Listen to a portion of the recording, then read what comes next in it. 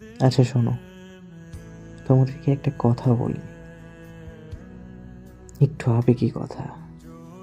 আমরা সবাই ভেতরে ভেতরে কিছু বোঝা বয়ে চলেছি, তাই না?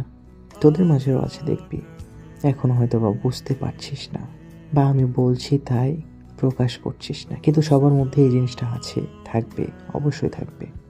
কারো কাঁধে ভাঙা সম্পর্কের ভার, কারো বুকে গভীর ভাঙা স্বপ্নের ধ্বংসাবশেষ।